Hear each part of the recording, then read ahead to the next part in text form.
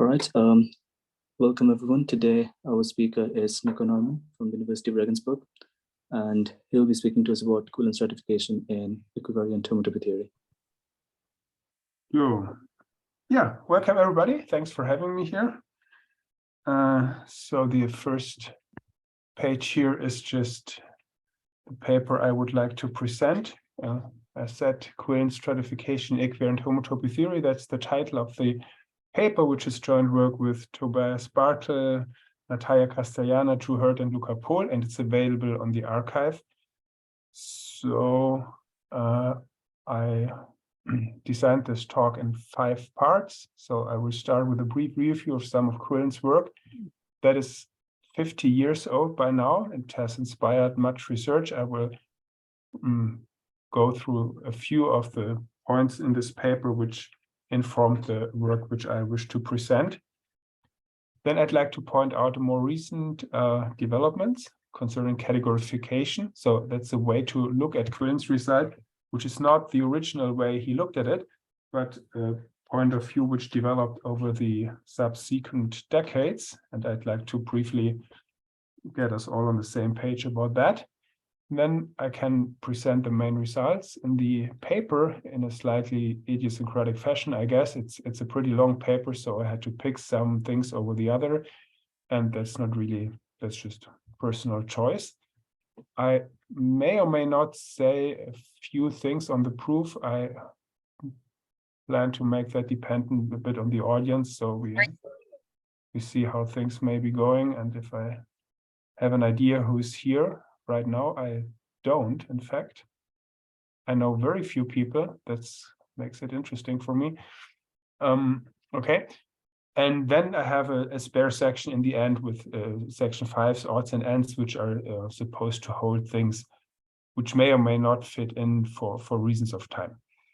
Okay, so let's get started with this kind of historical introduction to some very few points on Quillen's work from 1971. So the interest back then was genuinely just in this graded ring. So computations of group cohomology. So fix a finite group G and a positive prime P, and assume or not that P divides the group order. That's not strictly necessary, but everything I'm going to say is going to be totally trivial if P does not divide the group order. So this is the thing to imagine. You fix a prime P dividing the group order, and then you're trying to think about this graded commutative ring, which is something you meet in every first class on homological algebra, group cohomology. So that naturally comes to you as a graded commutative FP algebra under the cup product. And you can just try to explore this invariant. And there are massive and complicated computations of that. Also, there were computations of this back in Quillen's time and also open questions. And he made the following key contribution to this subject. He observed that this graded commutative ring, even for fairly small finite groups, can be very complicated, meaning as a commutative ring, if you insist on a presentation by generators and relations of that commutative ring, it can be very complicated. It will have lots of nilpotent elements and things like that. But at least there is a very small class of special groups for which this computation is really, really simple. And also the outcome is simple, namely this group cohomology computation is very easy for elementary abelian groups. So an elementary abelian, that should say P group.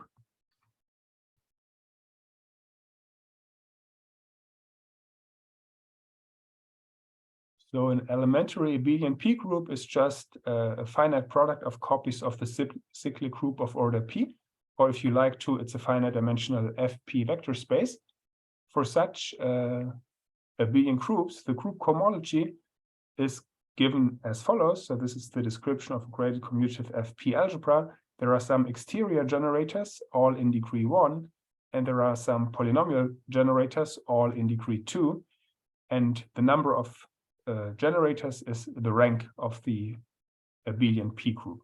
In fact, this computation is only at the level of an exercise, because once you know the Künef formula for group cohomology, you can reduce to the case of n equal 1, and then you can just write down a resolution computing this group cohomology, including the algebra structure.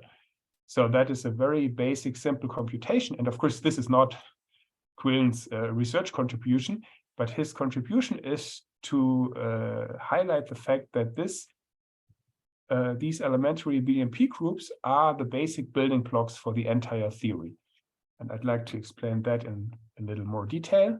So these, meaning these elementary Abelian groups, govern the general case, meaning the case of a cohomology ring for a general finite group G, to a large extent, as I now try to explain in a little more detail. So whenever you have, or we can also zoom in a little bit maybe. Zoom. So that's the thing of interest. Group cohomology for a random group G. And you already know that this is very simple to understand for elementary abelian groups. So it's a very natural idea to just restrict your cohomology classes to all elementary abelian subgroups which are contained in G. So you know group cohomology admits restrictions. So these are all ring homomorphisms. For every single copy of any elementary abelian subgroup inside G, you will have a restriction homomorphism from the cohomology of G to the one of E, which assemble into a ring homomorphism, well, from the ring you're interested in to this product ring. And of course, you can first ask how much information do you lose? I mean, this could well be just the zero map or something. Okay, it's a ring homomorphism, but it could be very trivial. But it's not. In fact, this is the first part of the theorem, is that the kernel of this restriction map consists only of nilpotent elements. So every group cohomology class which is not nilpotent will be detected on some elementary abelian subgroup. And then, okay, once you realize a restriction doesn't lose too much information, of course, you want to know the image. You want to know about the image. It's a ring homomorphism, which with not too big a kernel. So what's the image?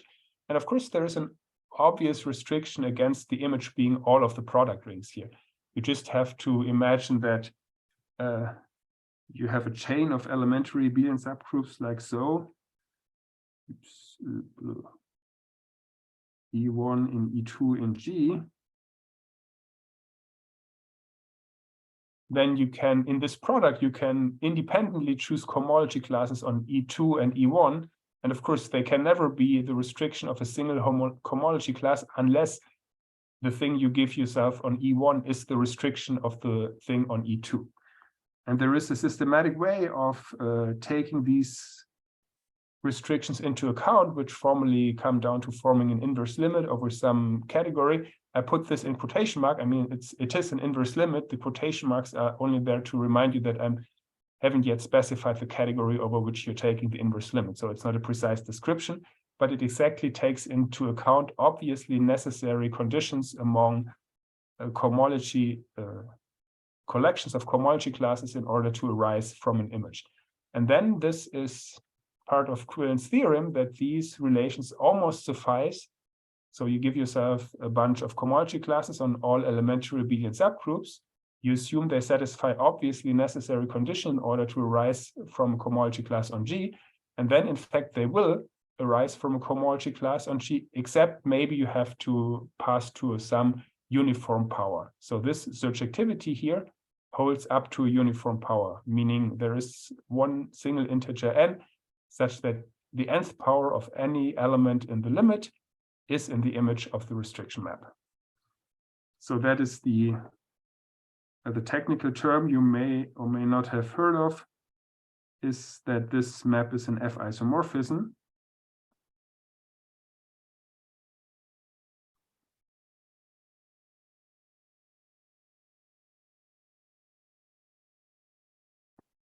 So what I try to describe to you here is Quillen's F isomorphism theorem. Okay, are there any questions so far?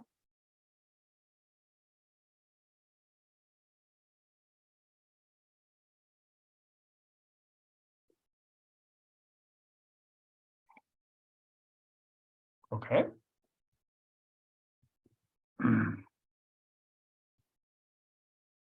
So to put that into perspective, this result, of course, this is not an exact computation of the cohomology ring, I mean, it's an F isomorphism. In general, it has both a non-trivial kernel and a non-trivial co-kernel. So it does lose some information, but on the other hand, it can answer questions which were raised back then. For example, you can ask about the degree of transcendence in this cohomology ring. So this is equivalently the Krull dimension, or you can just ask how many independent polynomial generators can you find in this thing? And it's very easy to see that you can compute these from the elementary abelian subgroups where you know the answer by the specific computation up here. And the answer is that the degree of transcendence of this cohomology ring will be the largest rank of an p abelian subgroup of G, so the so-called p rank of G. Yes. So that had previously been conjectured by Attier and Swan, I believe.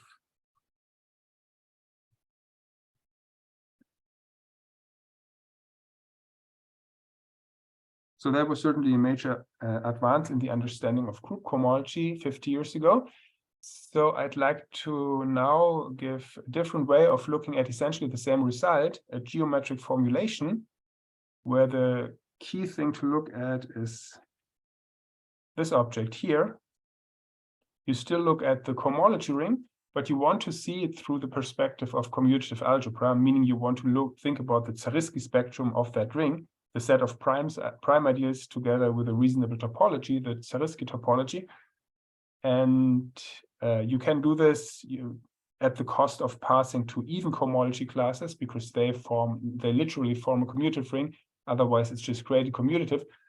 But all the things in odd degrees are nilpotent anyway, so you don't really see any difference. If you think about prime ideals, you can always discard nilpotent elements. So Quillen's result also gives a kind of description of this topological space here, the spectrum of this cohomology ring, as follows. Not surprisingly, again, you have these basic building blocks, VE, which are the spaces of the cohomology for elementary abelian subgroups. And these are, so the basic computation up here for elementary abelian subgroups tells you that this variety here is really just an affine space over FP with a rank, with a dimension equal to the rank of the elementary abelian subgroup. And then this limit of rings up there turns with some additional arguments into a co-limit. So you can say that the affine variety of the cohomology ring is a co-limit of the affine varieties of the corresponding elementary abelian subgroups, each of which is just an affine space. So, and here's a cartoonistic way how to think about this. Let's say you have two elementary abelian subgroups, both of rank 1. Then you have two affine lines. These are supposed to be these two lines here, an affine line and another affine line. And then in the co-limit, there is some gluing happening. It's going to, these affine lines are going to be glued together along common closed subsets.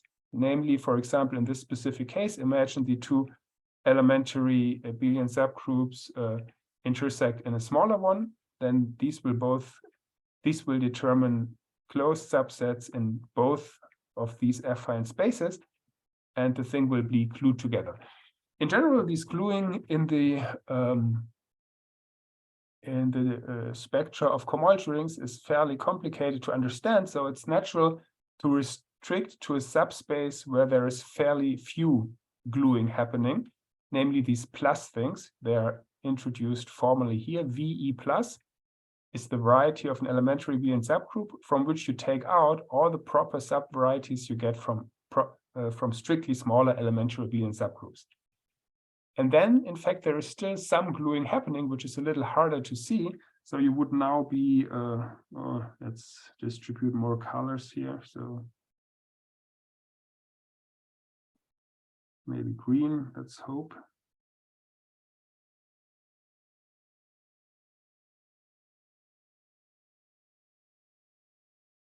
So in this specific case, this VE1 plus would not be an affine line, but an affine line with a zero section removed. So a copy of the multiplicative group if you come from algebraic geometry. And you may think that then the map of this component here into the variety of G might just be injective or something, but there's some little more gluing happening, namely there's a group acting, to which we will return later on. There's a so-called Quillen Weil group. It's a form of the Weil group of E and G. And then Quillen's result says that this variety is stratified, meaning there is a descending chain of closed subsets, and these are the open-closed parts of it, and each of which is this affine thing, which you know perfectly well by the structure for the elementary abelian subgroups, modulo the action of some very well understood finite group. So that's another way how to think about this computation of Quillen. Yes. So is there any questions or examples you want to see?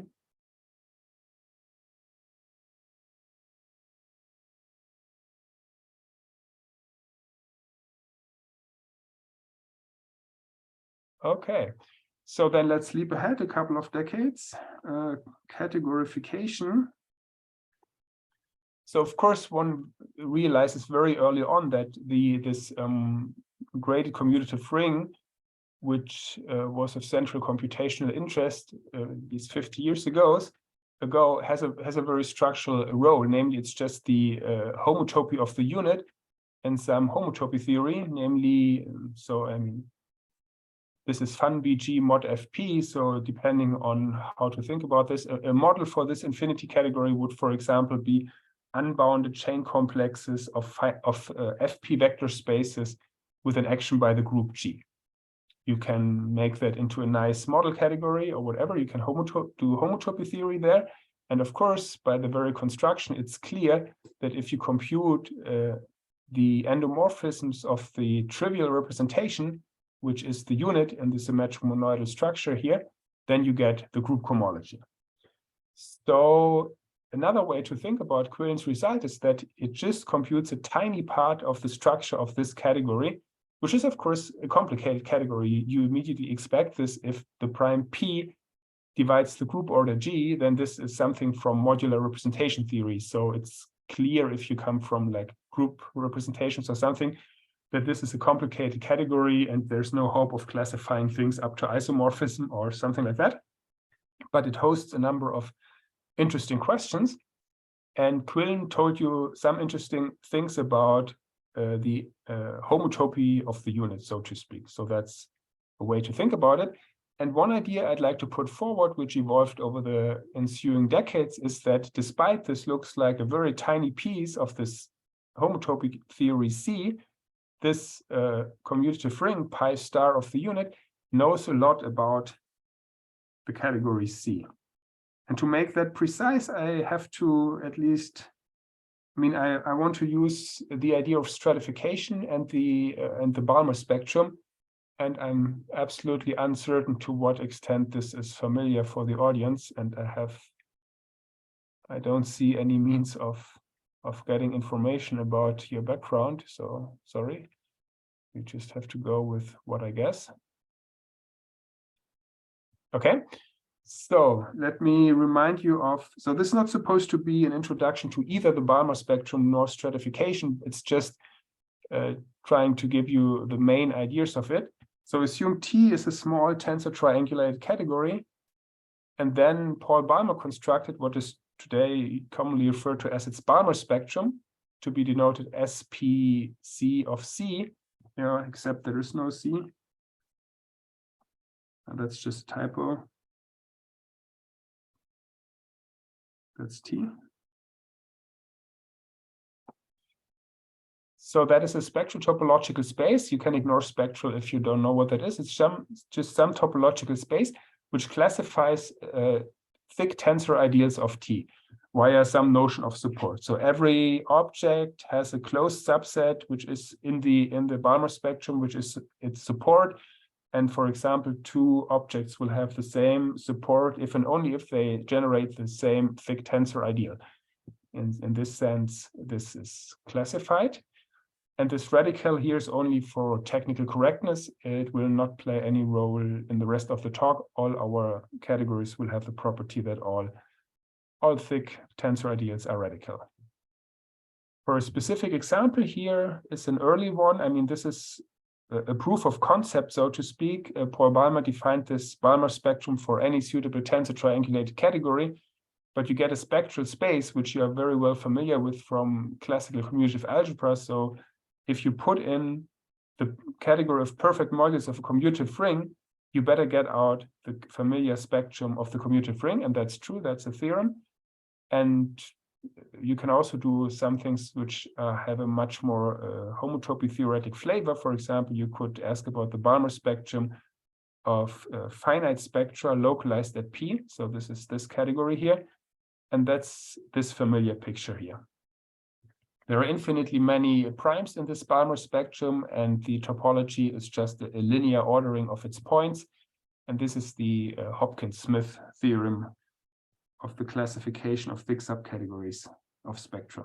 So Hopkins, let's say Hopkins.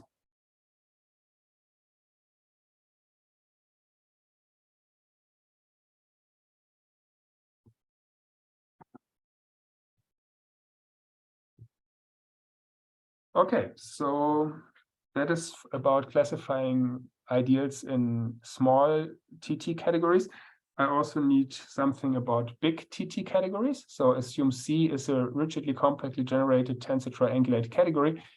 And here in quotation mark, that's big because in this rigidly compactly generated, there is hidden the requirement that C admit arbitrary coproducts. So this is a big variant of a homotropy theory. And let's assume that the Balmer spectrum of its compact objects is Noetherian. That's a technical assumption. Then Balmer and Flavy have developed a notion of support in this big context, which relates localizing tensor ideals in C with any subsets of the Balmer spectrum of the compact objects. So this P here is the power set. So any localizing ideal has a support, which is a random subset. It doesn't have to be closed. It has nothing to do with the with the topology on the Balmer spectrum. And we say that C is stratified if this map is bijective.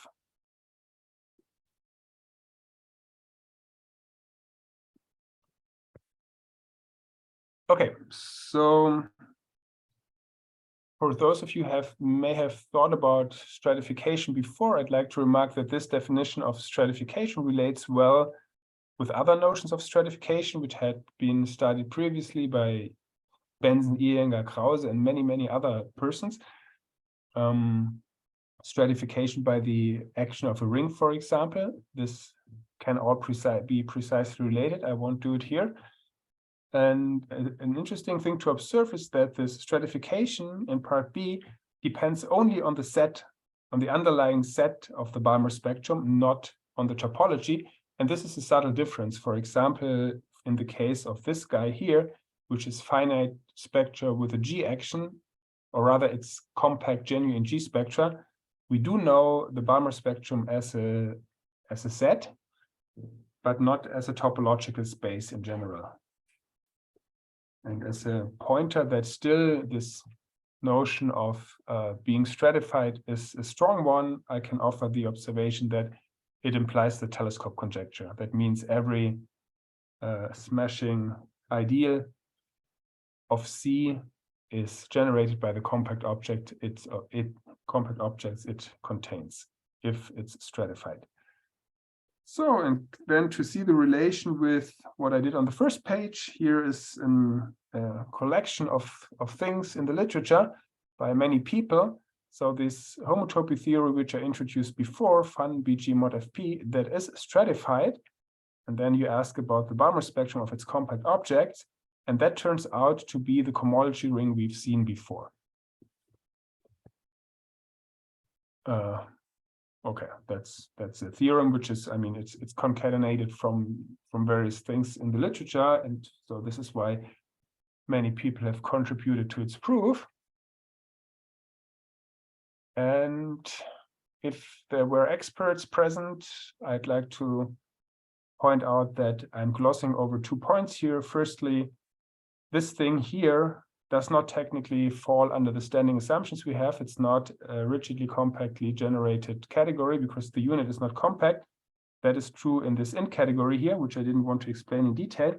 And the C we're looking at is the localizing subcategory generated by the unit. So that's all fine.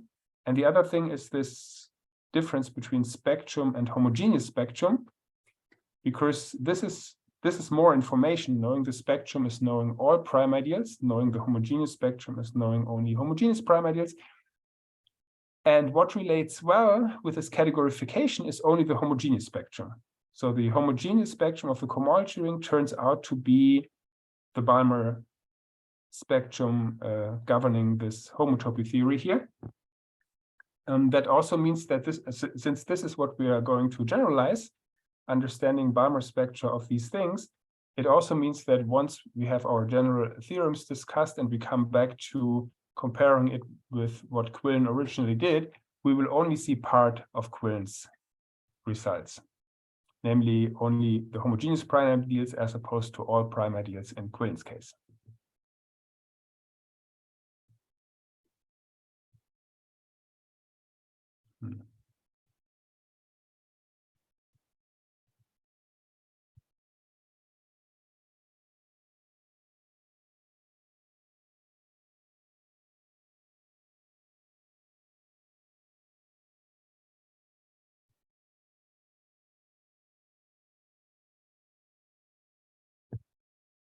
Okay, when I signed into this here, I had to prove that I'm not a robot by identifying buses.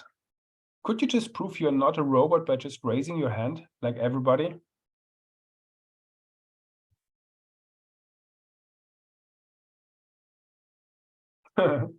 Okay. There's life on planet Earth. That's encouraging. Hello, Niko. Not a robot. Okay, you can even speak. That proves nothing nowadays, but anyways, thanks. I appreciate. So then let's head on. Here are our main results. First result, okay, let's jump to, so the basic setup is you have a finite group G, and you have a commutative algebra in genuine G spectra. And okay, maybe I should not use this without comment. So you could either take any commutative ring you know about and give it the trivial G action, that will be an example. Or you could do some more fancy things like using commutative what? Okay, here, funny things are popping up here. Sorry, I got distracted. Okay, so we talk about SPG, that is the category of genuine G spectra, and we give ourselves a commutative algebra inside there, which you should think of as coefficients. And the homotopy theory of interest in the context of the previous page is this one. So this will be what was C before. It will be just R modules internal to genuine G spectra. We're trying to understand this category, which we abbreviate like so, mod GR, and it contains its compact objects, which we denote as perfect R modules with a G action. And we are interested in finding conditions under which we can assert that this category is stratified in the sense of the previous slide.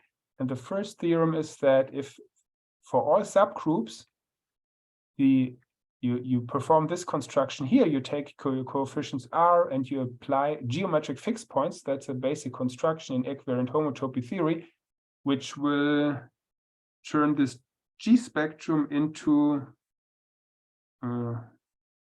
just the commutative algebra in spectra.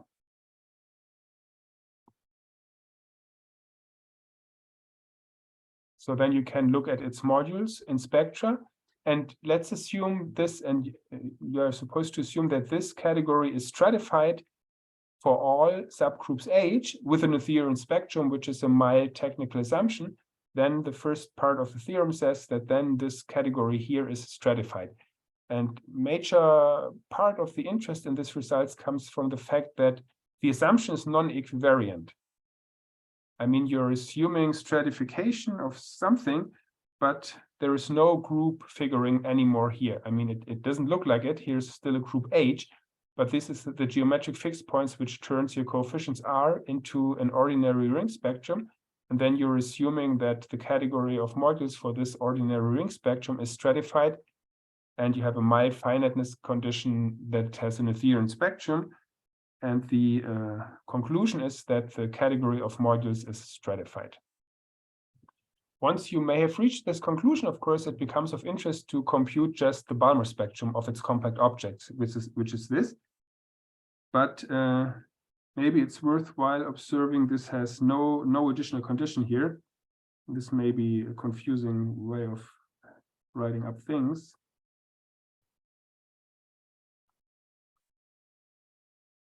So here's no further assumption.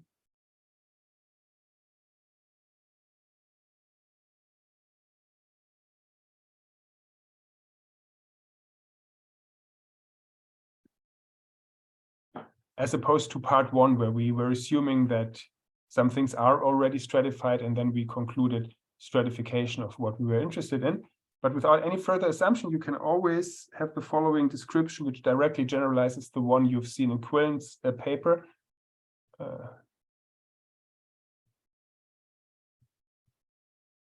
I think at this point you cannot do weakly in Ethereum, but you can do in some other places.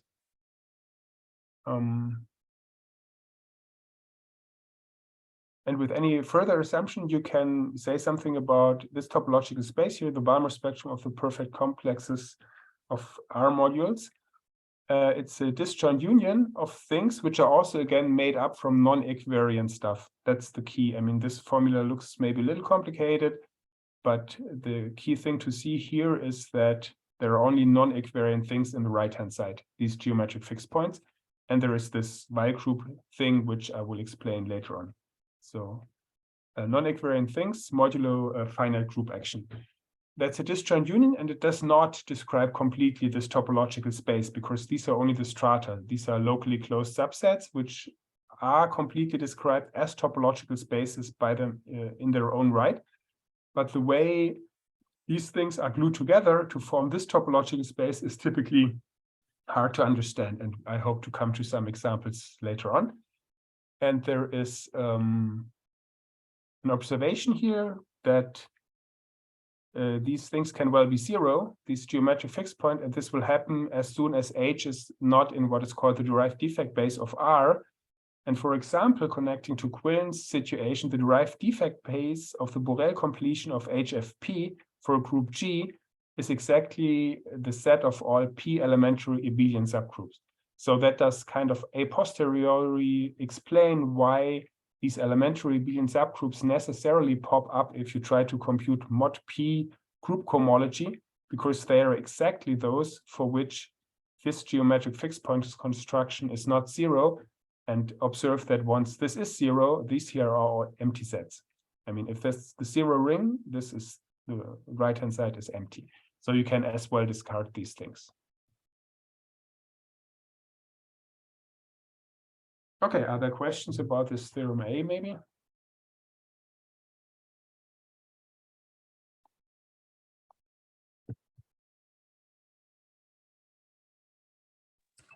I have a question here. So once mod SPGR is stratified, theorem A1, does that have a, wait, I was going to ask if does that have an Noetherian spectrum as well, but I guess that doesn't make sense as a question, or does it?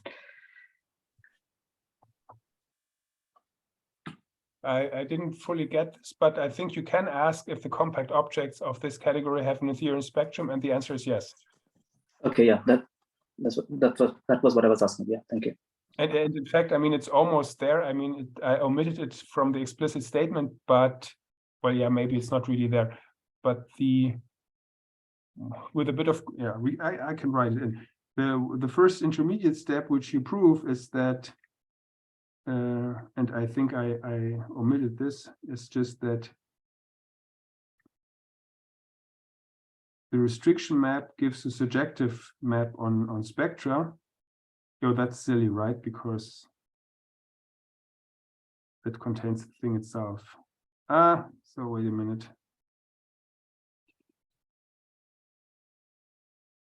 No, but it's still true. Yes. Yeah, it's true. I mean, I didn't state it, but in part one, it's also true that this thing here, this space here, is Noetherian. I was just briefly thinking it's implied by what is written there, but I'm not quite sure because you have this disjoint, this decomposition. Yeah, okay, but it's true. Yeah, thanks. Are there other questions?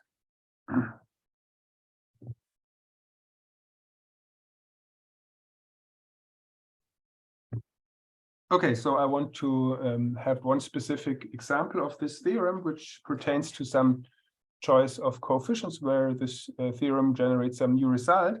This is Lubin-Tate theory. So I will just briefly say a few motivating words about Lubin-Tate theory. So think about the relation between p-local spectra and ZP cohomology. You can try to detect things about p-local spectra by just taking integral homology. So this category here of perfect complex of ZP modules has only 2 points. I mean, there are torsion things and torsion-free things. And it's important to know that there is one single ring which connects these two fields here as the residue fields, namely that's just the p-local integers. And there is a similar picture in spectra.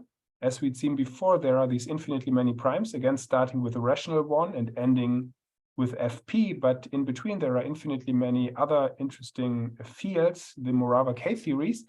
And for any such a finite n, so n should be finite here, to avoid misunderstandings, that's maybe good to say. There is a commutative ring spectrum En, Lubin-Tate or Morava E-theory.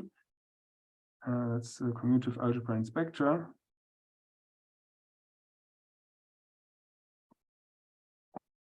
Which interpolates all of these things, which means it admits all of these fields as residue fields. So roughly that means whenever you pass from general spectra to En modules, you concentrate on the chromatic information at the prime P between heights 0 and n. And then for these specific choice of coefficients, we have this theorem D here for G, a finite group. And then you take Lubin-Tate theory and consider it as a genuine spectrum by just making it Borel complete with respect to the trivial G action. So that's a legitimate choice in theorem A. And then you get this category. And the result, the claim is that this category is cohomologically stratified. That is slightly stronger than being stratified, but in a way which I don't explain. So it's cohomologically stratified, and the resulting Balmer spectrum has the following 2 descriptions. There is this description here, which is the one from above, except that the Y group is replaced by something else. And more importantly, the Balmer spectrum of perfect modules over this ring is just replaced by the much simpler to understand Zariski spectrum of that commutative ring. And an alternate description of this spectrum is just the spectrum of this commutative ring E0BG, which is plainly just the group cohomology in degree 0 of the group G with coefficients in E. And in this disjoint composition, A runs through the conjugacy classes of p abelian subgroups of G, which are generated by at most n elements. And this variant of the Y group here is the normalizer divided by the centralizer. Okay, this is an application of this theorem, which then says something about groups acting on Lubin-Tate theory, which is an interesting subject. And okay, let's see. These are the main results, and I think I next want to say a few words about the proof, but let's pause a second to see if there are questions.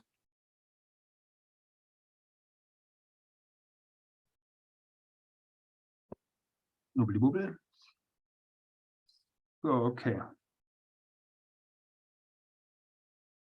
Yeah, so this is one page on the proofs, but it's really just naming methods and ideas, obstacles, and how they were surmounted. I guess that only makes sense to listen to if you've either worked in that field a little bit yourself or intend to do so, or maybe it helps reading the paper if you intend to do that. So theorem A1 is about this stratification. And in fact, the first thing to answer is the question which was asked before. So maybe the very first thing is to look back at the statement of theorem A1. So I remember, here it is. that is this conclusion that this is stratified. And there was the additional question on whether the Balmer spectrum of its compact object is Noetherian.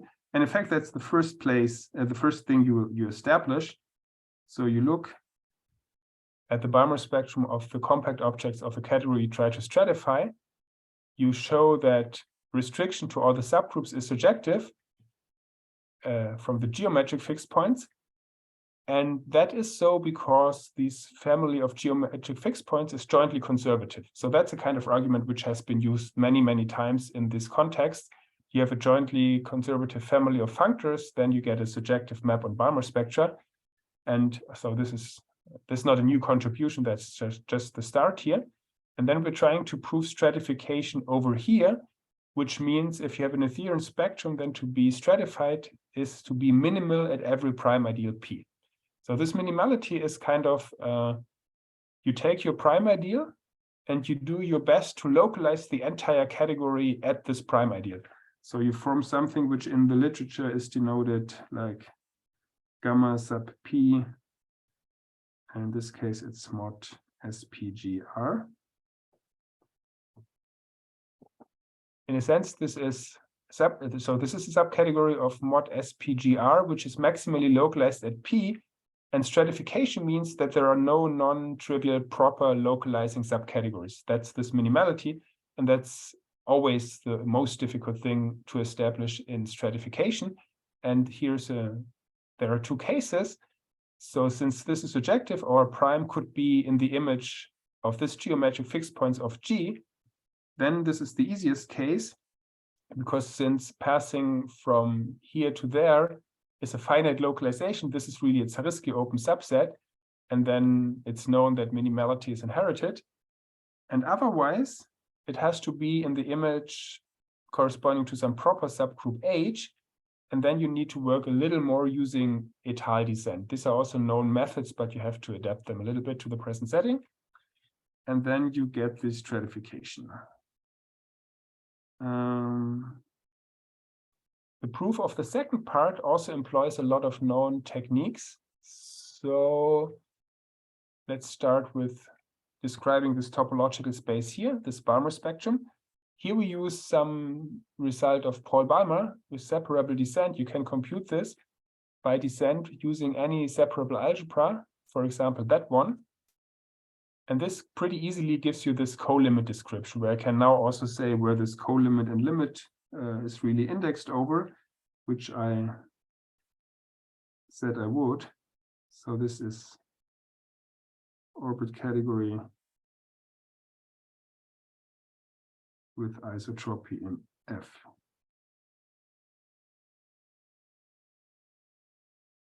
So in full words, that means the category of finite G sets such that every isotropy occurring is contained in the family F, which is the derived defect base here. So this you get pretty straightforwardly from Paul's result. And then you look at a single component H, which maps into this thing.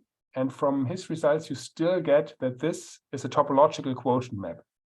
So, I mean, it's of course a surjective, since this is the image, it's clear that this map is a continuous surjective map, but typically understanding the topology in these Balmer spectra is very complicated. And so it's a non-trivial additional condition which Paul proves that this is a topological quotient map.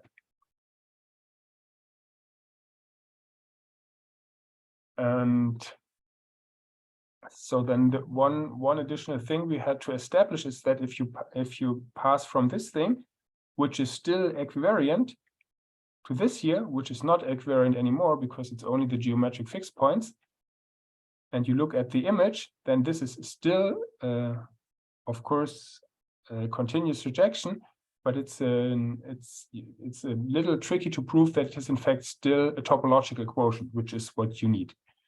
And the reason for that is the equivalence relation underlying this map, this open subset is saturated for this equivalence relation.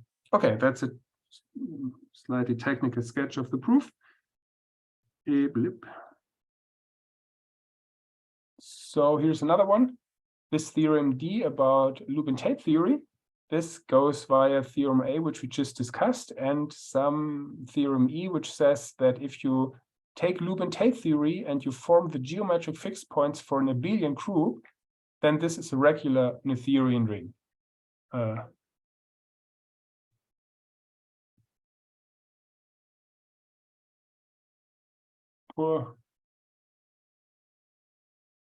Is cohomologically stratified? This is not a question for me, right? Because I did intentionally not. I said I would not and would not discuss cohomologically stratified. Okay, so I ignore that.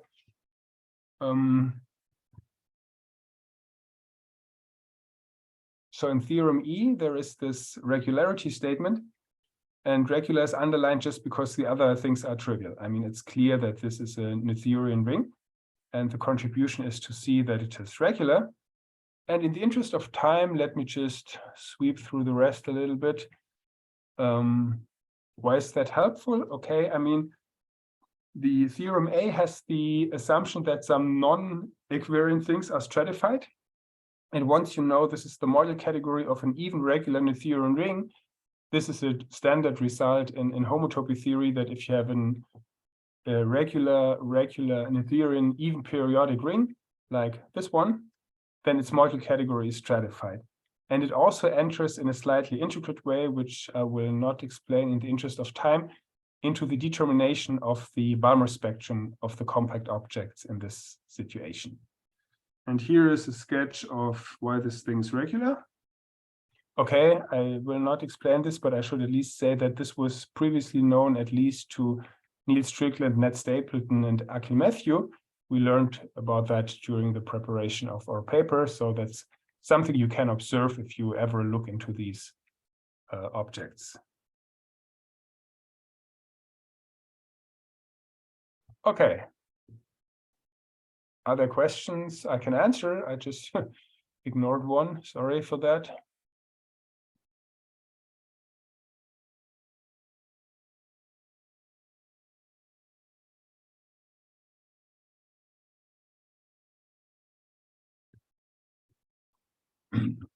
Okay, final page.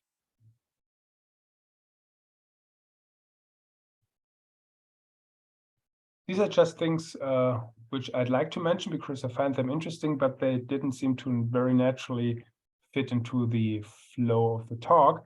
So there is a difference between, we had seen some group actions. So there was the Y group appearing. The reason this naturally appears is because we have some diagrams indexed over the orbit category, and the Y group is nothing but the automorphism group of the orbit in the orbit category. So it's not surprising that appears. That admits a quotient where you additionally divide out the centralizers of the subgroup. So that's a quotient of the Y group. And if you look into Quillen's original papers, this is the group he uses. So this is why we call it the Quillen Y group.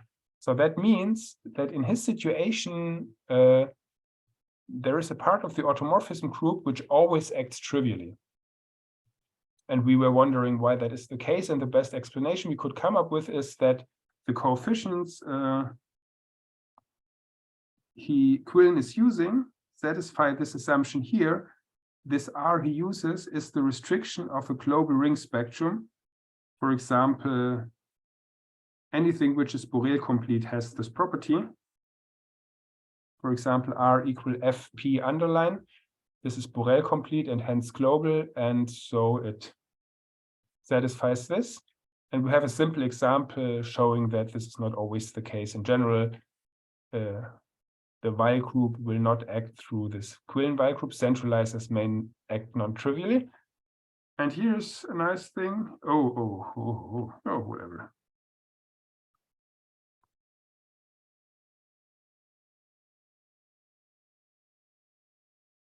Yeah. Let me skip these points 2 and 3 in the interest of time, since I was told it would be nice to spare 10 minutes for questions and discussions. So yeah, I'd like to stop here. So this section of ends and odds has no odds, but only one end, namely the end of the talk. So thank you very much for listening. And I spot this mysterious message in the chat. It says F2, but that doesn't immediately ring a bell with me. Sorry. What's that mean? Okay, thanks for the attention. Thank you, Niko. Can we all unmute ourselves and give the speaker a round of applause, please?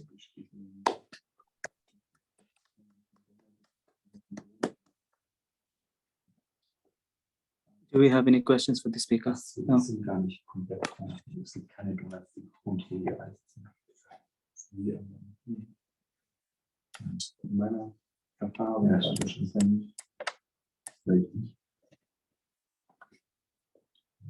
I had a few small questions, but I think I have asked him already. You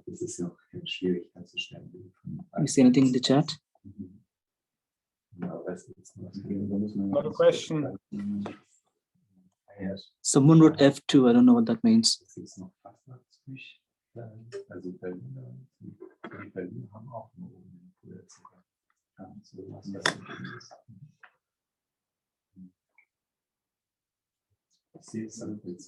Okay, I don't see any questions as of yet. So maybe let me ask in that case, a naive question. Okay, yeah, please go. Yeah. There were computations done for like cyclic groups of well, I don't know exactly how far they went, but your result, can they build on that to provide more complicated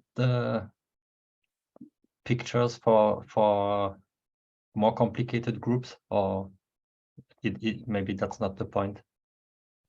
I must have missed the very first word of the question, because you said computations, but I missed computations of what? Oh, I was thinking of the Balmer spectrum for G-equivariant spectra. So that's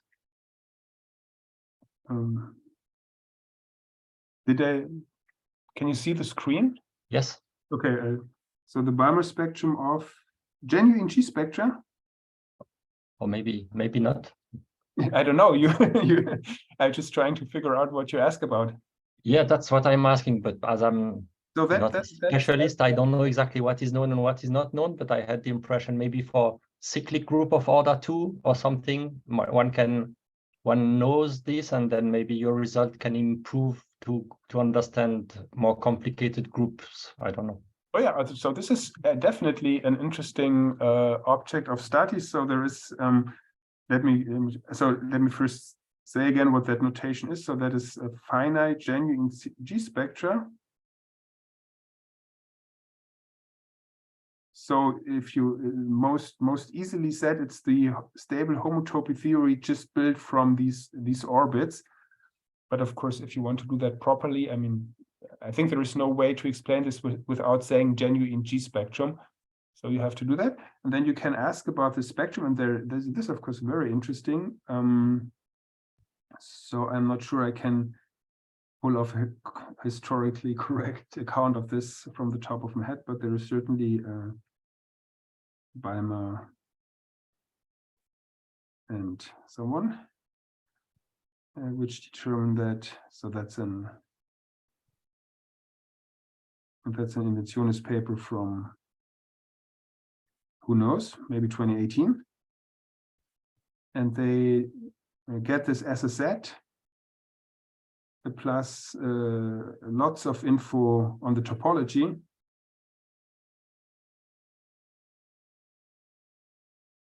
And to say what that means to get this as a set, I mean, this is bijective with pairs of subgroups up to conjugacy and numbers between 0 and infinity. And maybe you remember this one picture I drew of this spectrum of p local things, which was just some tower of prime ideals. Oops. And if that doesn't look like tower, so it goes on and it ends here. So that is supposed to be Fp and Q and the first Muraba K theory and so forth. And this is the Hopkins-Smith theory of thick subcategories of finite spectra. And if you do that equivariantly with G, you get one copy of this tower for every conjugacy class of subgroup. And I'm implicitly localizing everything at P to make it look a little simpler. And then you have this as a set, and you ask about the topology, and that's surprisingly difficult. We were able to settle this for all abelian groups.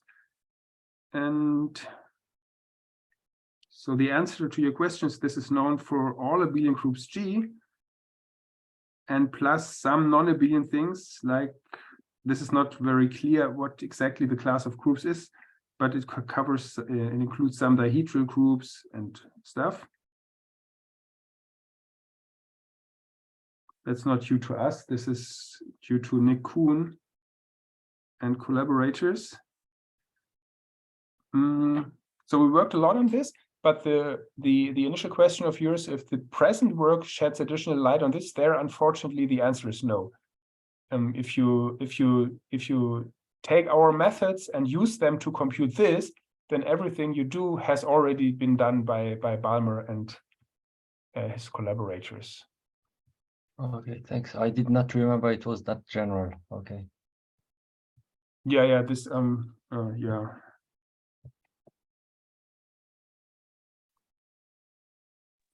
Thanks. Okay, do we have any more questions?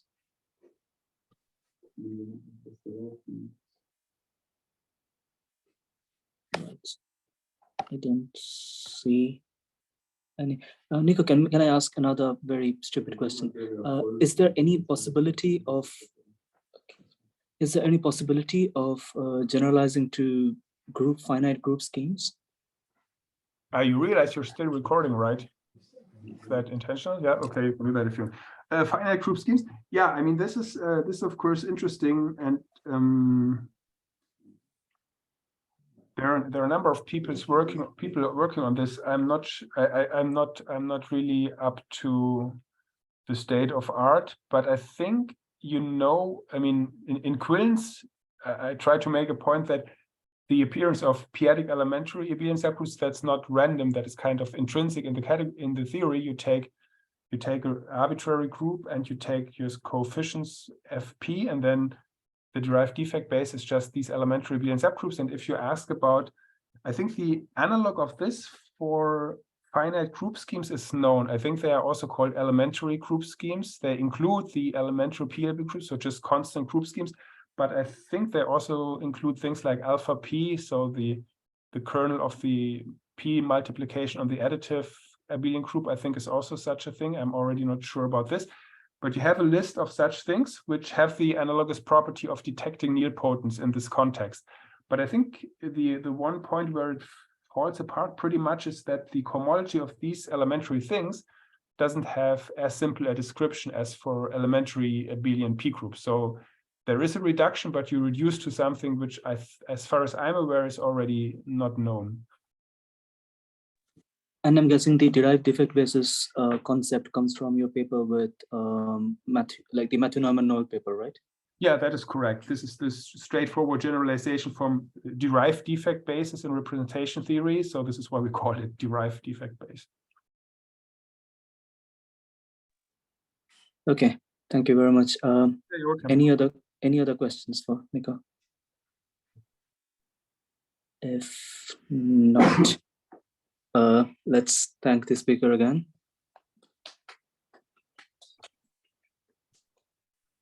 Yeah, thank you for this wonderful talk, Niko. Yeah, thank you all for coming. Yeah, you're welcome. Yeah, thanks for the talk. Bye.